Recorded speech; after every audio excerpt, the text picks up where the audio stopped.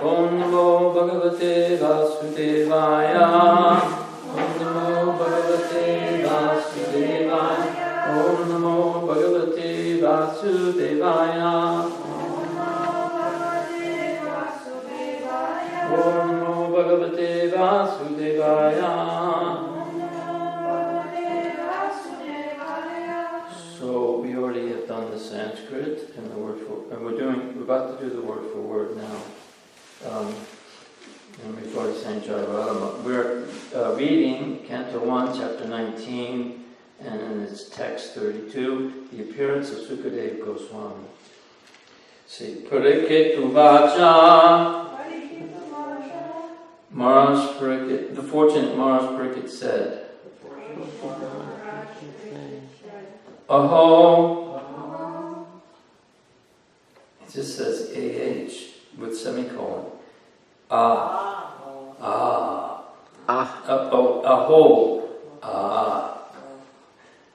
This with the semicolon is really interesting. Aja. Oh, they all have semicolons after it. Today.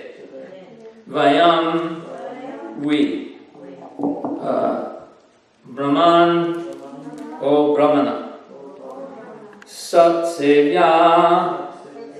Eligible to serve the devotee. Shatra, the ruling class. Bandhava, friends. Kripaya, by your mercy. Atiti Rupena, in the manner of a guest.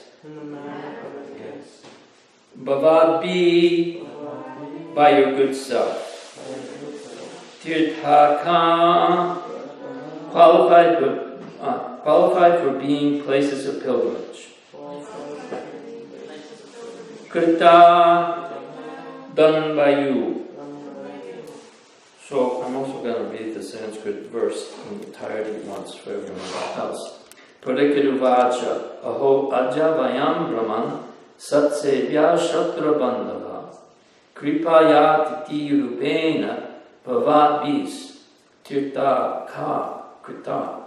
Now I'll say, and then you please repeat. The fortunate King Purjit said,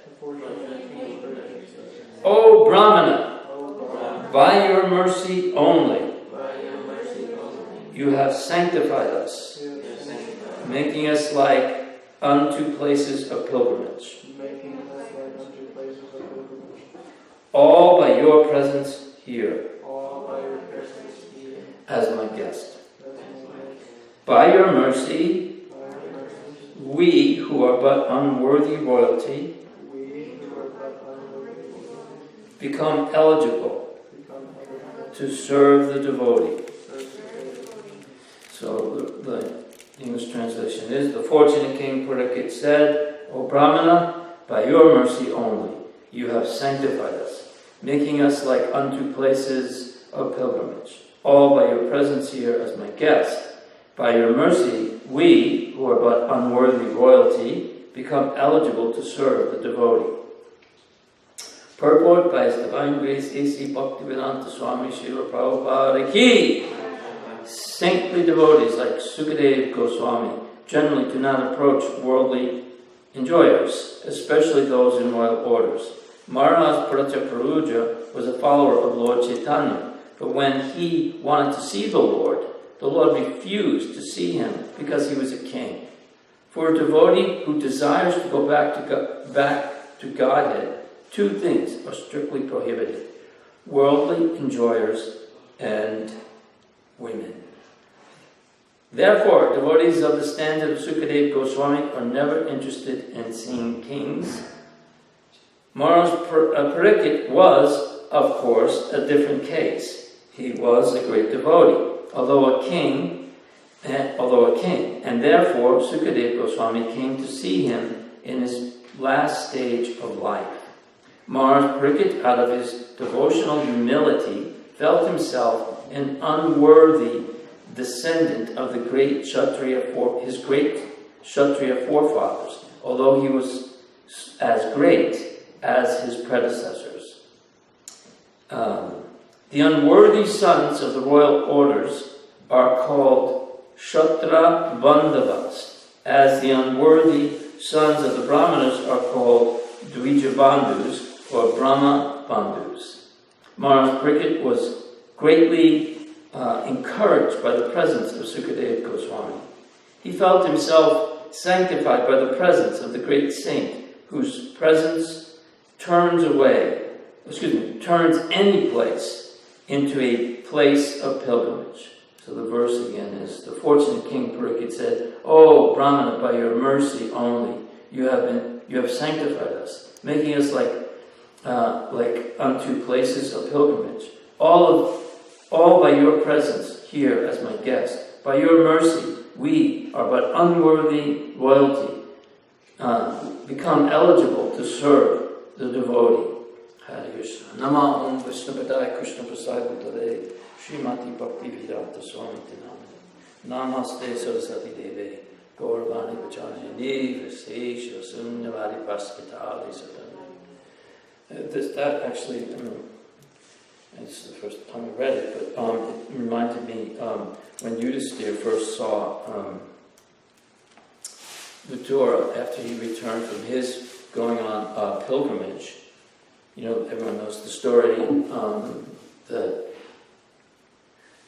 he had spoken the truth to power, truth to authority, which is something that I always admired, especially coming out of the 60s, you know, to speak truth to power. And that's why my son's name is Vidura. And he was telling his brother Dhritarashtra that you should not allow your sons to influence you, like Duryodhana. And you should give the Pandavas what is rightfully theirs. You know, you're the steward acting on behalf of our brother Pandu, and now it's time. These boys are trained, they're young men, and they're fully qualified to take over the responsibility of ruling the empire, which is their right.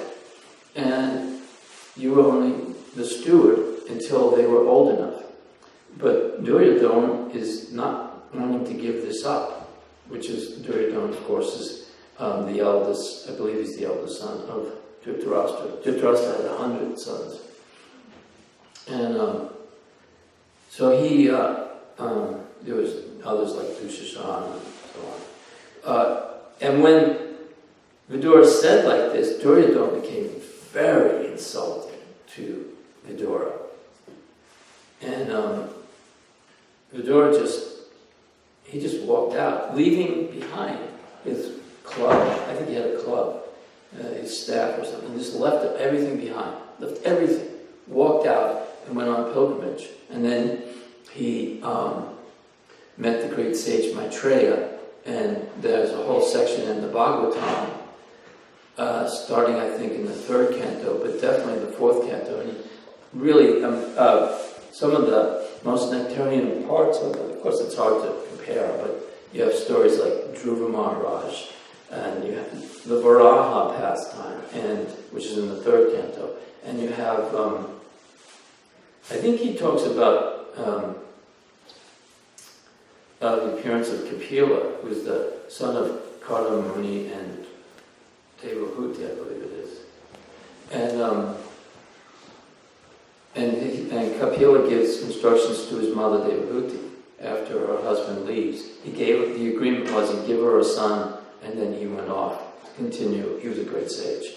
And then there's the story of Dhruva Maharaj, all in the section where Maitreya is preaching to Vidura. And then at a certain point, then Vidura decides to come back. And when Yudhisthira, everyone just is so happy to see him again. And he was always their well-wisher. And he was completely sanctified. And his presence, was like, his presence was like a scene, a walking place of pilgrimage. And Yudhisthira Maharaj says, you are a place of pilgrimage. because devotees like yourself carry the Supreme Lord within your heart. Of course, everyone has Paramatma in their heart, but his presence, the presence is that he has fully realized the personality of God. And this is also, I think, what we were just talking about. I think this has been described in some of these verses just now when they see Sukadeva Goswami. So this whole thing, the Srimad Bhagavatam, this is historical. These are actual personalities that actually traverse this planet. And the sound vibration of the Srimad Bhagavatam is a pure transcendental sound vibration. As a matter of fact, I believe it's Sanatana Goswami, in his different principles of devotional service, and Lord Chaitanya instructed that five things are the most important things in the execution of Bhakti Yoga and the Sankirtan movement in the age of Kali. And that is to live in a holy place, to associate with devotees, to chant Hare Krishna mantra, to worship the deities, and to study the Srimad Bhagavatam. So, and Prabhupada has said that if there are no deities and even like the painting, sometimes like that painting over there was the deity at one point for this place. In many temples, like when I first came to Atlanta, there was a Panchatattva painting. It's still there. Not on the altar, but it's on one of the walls. At least the last time I was there, it was there. But that was our worshipful deity, the Panchatattva painting. But Prabhupada said if there were no paintings even, then you can take the Bhagavatam and put that on the altar and worship the Bhagavatam. As a matter of fact, the Sikhs, who Prabhupada often said they were like our brothers, because he said, you Sikhs, you protected us. You protect the Vaishnavas in times of difficulty. And he said that to Yogi Bhajan, who was the leader of the modern Sikh Western brand. The Sikhs, they worship on their altar the Grantha, which is the scripture written by Guru Nanak. And Guru Nanak had association with Lord Nityananda. So, and one of the, like this actually, I witnessed this in Atlanta, one guest who was regularly coming to the temple, and he was a drummer in a local rock band that had some, they had some hit songs in the southern part of the country. I don't remember the name of the group or anything. And so he was a local celebrity. And he was regularly coming to the temple, always in a kind of friendly, sparring, debating. And this time he comes, and it's Prabhupada's here. First time Prabhupada's at the temple. And he comes all dressed up like a Sikh. He's now following Yogi Bhajan. So he raised his hand, and I don't remember exactly his question, but I know what Prabhupada's answer was. Prabhupada said, you are very fortunate. You have accepted Guru Nanak as your guru, and he is a bona fide guru. Now, follow your guru's instructions by reading the Grantha, studying Bhagavad Gita, and chanting Harinama. Just like he would say, and did say, in that same question and answer period, it was a Sunday feast lecture, that to Christians, he was saying, you're very fortunate, you have a bona fide guru, Lord Jesus Christ. Now, follow his instructions. And then they would say, well, we do. And then he would say, do you eat meat? And they would say, well, yes. And then he would say, what about thou shalt not kill? And they would say, that's, they would get tongue twisted. But that was the usual exchange. And there was a very intense exchange that particular Sunday feast with one of the devotees' father, but it worked out pretty well. In any case, So the sound vibration, hearing the Srimad Bhagavatam is like sitting down chanting japa, or dressing and bathing the deities, or living in a holy place in the association of devotees. It's actually a representation of the Supreme Personality of God being passed down through the ages. And yesterday, in the class yesterday, it was mentioned at the beginning of the class that Yogendra wasn't sure where it was, but he said he had heard some sannyasis say that if you read the 12 cantos, you will develop love of Krishna. And actually, in the preface of the Srimad Bhagavatam, there is a quote along those lines, and I can just read it to you real quick, as soon as I find it here. I remember when he was saying it, but I had to leave early. But here it is. It says, the only qualification one needs to study this great book of transcendental knowledge is to proceed step by step cautiously and not jump forward haphazardly like an ordinary book. It should be gone through chapter by chapter, one after another. The reading matter is so arranged with its original Sanskrit text, its English transliteration, synonyms, translation, and purports, so that one is sure to become a God-realized soul at the end of finishing the first 9 cantos. Then it says, the 10th canto is distinct from the first 9 cantos because it deals directly with the transcendental activities of the personality of God and Sri Krishna. One will be able to capture the effects of the 10th canto, one will be unable to capture the effects of the 10th canto without going through the first 9 cantos. The book is complete in 12 cantos, each independent, but it is good for all to read them in small installments, one after another.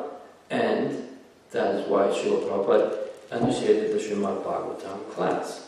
And you can also do it I did a thing back when I was living here in Picayune, back in the late 90s, early 2000s. I had just read that, and I decided I'm going to do one verse at a time. I've been going to classes, and I joined at one point in Brooklyn, and I think they were already on the second one. But you start to go through it one by one by one, and every day you do that. It takes many years, but at the end, it also depends on how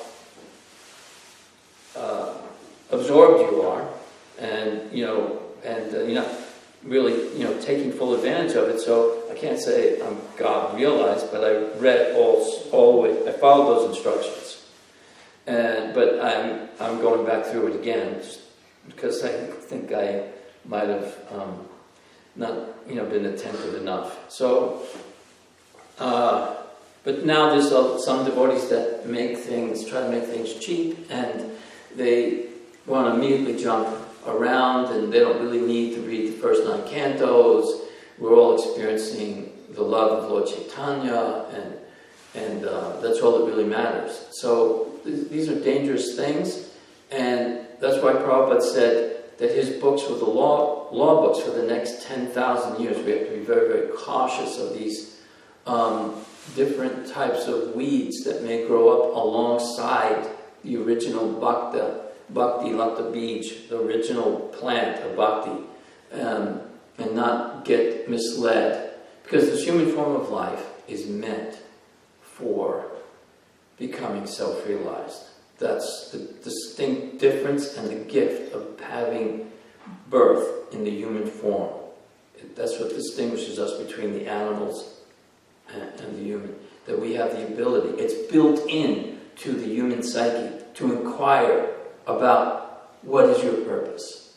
As a matter of fact, the first living entity, Lord Brahma himself, at the time of creation, he was born out of a lotus flower. Now,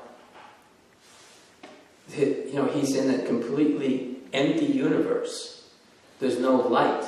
It's just all darkness. There's no sound. And I always wondered, because when we think, we think in a language, generally speaking, although there's sometimes you think of situations, but his first thought was, why am I here? What's my purpose? What am I to do? He started to inquire like that. And he realized he's sitting on a lotus flower. It's a very large lotus flower. And he has 4 heads. And he's, well, what am I supposed to do? What's my purpose?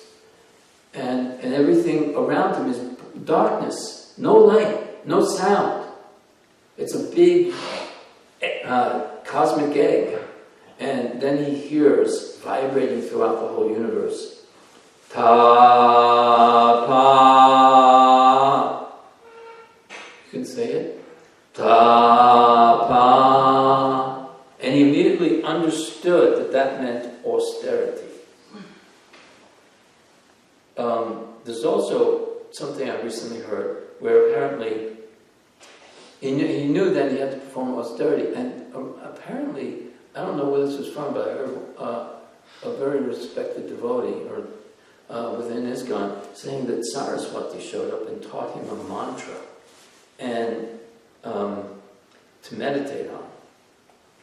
And he began to meditate on this mantra, and after 1,000 years, he achieved success. And at that time, he hears Krishna's flute. And the flute goes into his ears. How many ears does he have? 16? 4 heads? 16. So he has Krishna's flute, and there's that painting on the cover of one of the Brahma Samhitas, and you see Krishna playing his flute in the spiritual world, and you see this pink thing coming into the ear of Brahma, and that sound vibration coming from Krishna's flute, he becomes completely self-realized and understands, although it's not totally complete because he has some indication of what his role, what his eternal identity is, but he understands what he's supposed to do, and he understands that Krishna is the Supreme Lord, and the spiritual world, and this is the material world, and he's responsible for creating this universe. And it's said that the Hare Krishna mantra is the same as hearing Krishna's flute when chanted properly. Or improperly, even, because it's, you may be hearing it slightly covered, but it's the same sound vibration, the same effect. The same effect comes from chanting the Hare Krishna mantra and hearing that sound vibration as if you were actually hearing Krishna's flute. And I can't wait to be able to hear Krishna's flute. Especially the 5th note. Apparently, it's stated that the 5th note is the one that finally the gopis just drop everything and start running to go meet with Krishna in the middle of the night. So in this way, then he began to develop the universe, and there's the whole. From him comes Narada Muni. Narada Muni then is one of the original gurus in our disciplic succession, and we are all benefited that this whole Bhagavatam is originally coming from that point. Dene Brahma Hridaya, how's the rest of it go? Anyway, but this knowledge, which is Narada Muni described to Srila Vyasadeva, the author of Srimad Bhagavatam, is coming from Lord Brahma, who heard it from the flute of Krishna. And so by reading the Srimad Bhagavatam, that also is like hearing the flute of Krishna. So our austerity, like in the beginning it said, Krishna's told Brahma that he understood that this syllable, pa means austerity. So in this age, the austerity is not like when we think of austerity, we think of people going into the Himalayas and fasting and standing in cold water up to their neck in the winter, and in the summertime surrounded by 4 fires from each direction and one over their head, and meditating, so many different types of austerities we see. But I remember once at the Atlanta temple, there was this one person who came who was really trying to live a very restrained life. He was fasting a lot and so on. And then the devotees described, as a matter of fact, there was Vaisheshika. He was staying at the Atlanta temple at that time. He's the devotee who is in charge of the program at the Silicon Valley temple. And he had also, before he joined, wanted to be very austere. And then he had gotten back to Godhead magazine, and it said the austerity of this age is to sing and dance, to the Hare Krishna mantra, and then feast with the transcendental prasadam. And I remember Vaisheshika saying, why didn't someone tell me this before? Because he'd been fasting and trying to do all these austerities. So this guest that came to the Sunday feast, it was Vaisheshika who was talking to him, and he said, no, the austerity in this age is eating this plate of prasadam. And he goes, really? Are you sure? And he said, no, yeah, it's in the Shastra. And so he said, okay, cool. And so he starts eating the prasadam and gets really addicted to that. So this is our austerity. Our austerity in this age is chanting, dancing, reading books on the pastimes of the Lord, and taking Krishna prasadam and the association of devotees.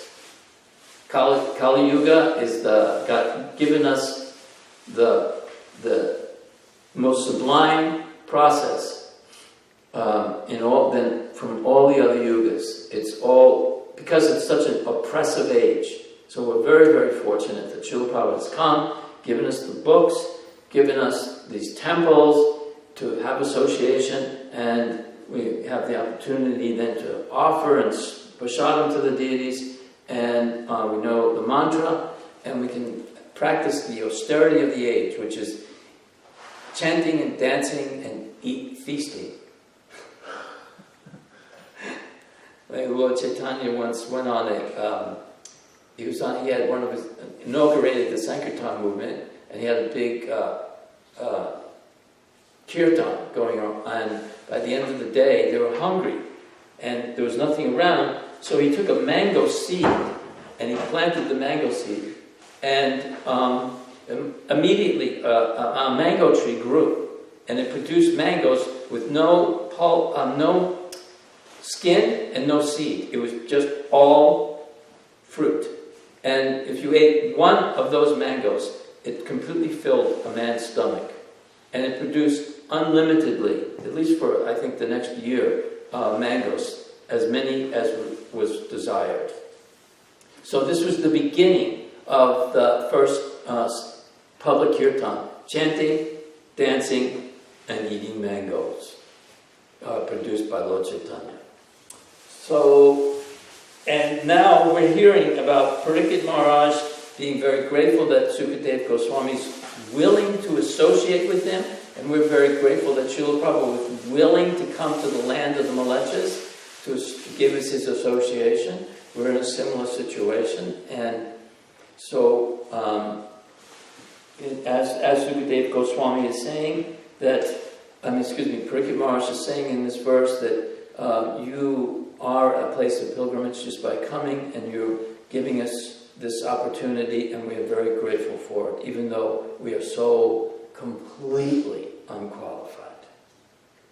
So does anyone have anything they'd like to add or ask? Or Prabhu? Yeah. What came to my mind when you were talking about fast, as I was reading, it's like a mind-boggling thing about, we were talking about Lord Brahma, and how the universe is half filled with water, and how Prabhupada explains how Garbhodaksa Krishna is like lying on it, and from him comes a lotus, and within that lotus stem, Prabhupada explains, all the planets of the universe are within. Now, just think, that's a lotus stem. What to speak of? It's like God, my understanding is inconceivable. Because I'm glad you mentioned the part about the stem, because I've always thought that the universe, I mean the planets, were within the universal, I mean the little egg-shaped universes, but it does say that they're all in the stem of the lotus flower. Yeah, I'm reading that. And so is the rest of the universe, must be a very big stem. But is the universe just totally empty? I mean, this, again, it's completely inconceivable. I know there's a lot of discussion and debate trying to understand the Vedic cosmology as explained in the Bhagavatam and other corollary literature. So, they're trying to work it out for the planetarium, and I think they've got something figured out. But yeah, that's what it says. It says that we're all inside the stem. I remember asking once Siddhartha Prabhu before he passed away, because they say there's these things called like black holes that seem to be, and then also yogis know these ways of traveling through, like they can go into a river here, go down, and then a moment later come up, say in Ontario.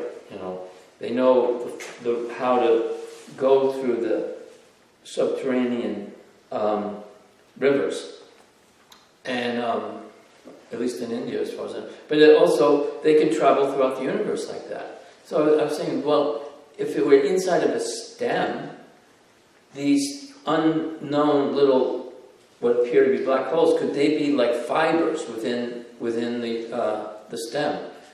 And he thought, well, that's an interesting thought, but he didn't really know. No one seems to really know. But there must be ways that the yogis understand how to travel throughout the stem or throughout the universe, but to go from planet to planet. Just like we just heard how the Kumaras, they just descended without any use of a vehicle. They didn't have an airplane, no vimana, they weren't flying on the back of a swan or an eagle, because they're very large eagles that fly from planet to planet, Prabhupada said. And they build nests in space, in air. They're like Garuda birds, they're called. But they're large eagles that can fly from planet to planet. And there's so much that when you read the Bhagavatam and these other literatures, but everything's in the Bhagavatam, it's just like, it's so, if you're interested in science fiction or, these kinds of like Lord of the Rings, what do you call like folk tales and things, everything's there. I mean, it's all these most incredible potencies and, mystic powers. I mean, when Kardama Muni, his wife, wanted a residence, he built a plane, a vimana, that was an entire, like, city. I mean, it had a park with lakes and birds and palaces, and it was, even he was amazed. He didn't know what he just knew that he had the mystic power to create a flying machine, and that's what came out. These things are, who has that kind of imagination? This is, if you have that kind of interest in hearing about wonderful stories from these, which are actual fantasies, you can get the reality from the Srimad Bhagavatam. And by listening to it, you get self-realization and ultimately pure love of Godhead. All for the price of one reading of the Bhagavatam. What was your question again? I did a comment. Oh, it's a comment. Okay. Anyone else? Yeah. You say self-realization. Is that a general statement or for each individual? Yeah. I don't know what you mean, but you will become self-realized. I will become self-realized. He will be. They will be. We'll all become self-realized. We'll realize, and that means we'll understand who we actually are. for me, like when I hear these devotees now talk about, you got to find out what is it called? The Siddha Pranami, or, and you'll find out that you're the Manjari, and you like to wear green, and, you make betel nut for Krishna or something. That is just, what I am is a disciple of Srila Prabhupada. That's what I am. And by being a good disciple of Srila Prabhupada, ultimately I'll understand who I am in the spiritual world. We all have eternal relationships with Krishna, and right now it's covered over. We gave it up to come here, to try to be imitation, to try to enjoy separately from Krishna, to try to be the proprietor, to try to be the supreme enjoyer. And it's so designed in such a way that all you do is get more and more entangled, more and more frustrated. So that's what self-realization is. Does that answer your question? Yeah. Okay, I guess that's it then. Thank you very much. Hare Krishna. Have a good day.